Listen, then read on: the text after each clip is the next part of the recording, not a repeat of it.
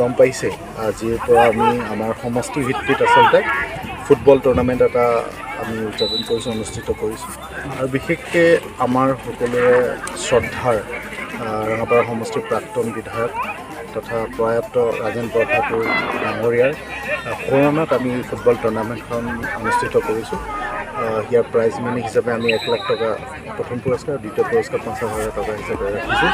আৰু খেলখনৰ দ্বাৰা আমি আচলতে তেখেতক স্মৰণ কৰিব বিচাৰিছোঁ আৰু শ্ৰদ্ধা নিবেদন কৰিব বিচাৰিছোঁ।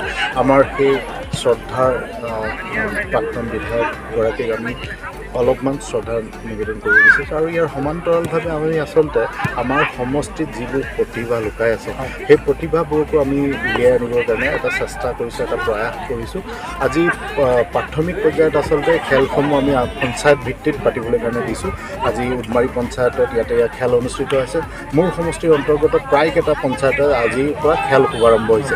আৰু ইয়াৰ পৰা পঞ্চায়তে যিটো দলক বাছনি কৰি দিব, শ্ৰেষ্ঠ দল, শ্ৰেষ্ঠ প্লেয়াৰে সমৃদ্ধ যিটো দলক তেওঁলোকে বাছনি কৰি দিব, মূল টুৰ্ণামেণ্টখনত এই দলসমূহে অংশগ্ৰহণ কৰিব পাৰিব। আৰু পঞ্চায়ত ভিত্তিত পঞ্চায়তক প্ৰতিনিধিত্ব কৰিব এটা দলে। আৰু 18খন পঞ্চায়ত আছে মোৰ সমষ্টিত, 18টা দল, টাউন কমিটিৰ এটা দল, এনেকৈ প্ৰায় 20টামান দল লৈ পেলাই আমি মূল টুৰ্ণামেণ্টটো অনুষ্ঠিত কৰিম। ক'ত হ'ব মূল টুৰ্ণামেণ্ট? আমি এতিয়া প্ৰায় থিৰাং কৰা নাই। আমি 4খনমান প্লে'গ্ৰাউণ্ডত খেলপথাৰত আমি খেলখিনি অনুষ্ঠিত কৰিম। কিন্তু আমি এটা টাৰ্গেট লৈছোঁ, 28 আগষ্টৰ দিনা আমি ফাইনেল পাতিবলৈ চেষ্টা কৰিম।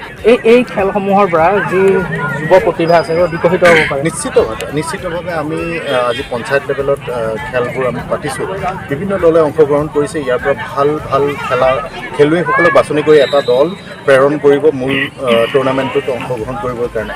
আৰু পৰৱৰ্তী সময়ত এই টুৰ্ণামেণ্টখন চলাৰ পিছত বিভিন্ন দলৰ পৰা আমি ভাল প্ৰতিভাসম্পন্ন খেলুৱৈসমূহক লৈ পেলাই আমি ৰঙাপাৰা ফুটবল ক্লাব নামে এটা ফুটবল ক্লাব গঠন কৰিম বুলি আমি এটা চিন্তা চৰ্চা কৰিছোঁ। নিশ্চিতভাৱে ভাল প্ৰতিভাসম্পন্ন খেলুৱৈসকল ওলাই আহিব বুলি অনুভৱ কৰিছোঁ।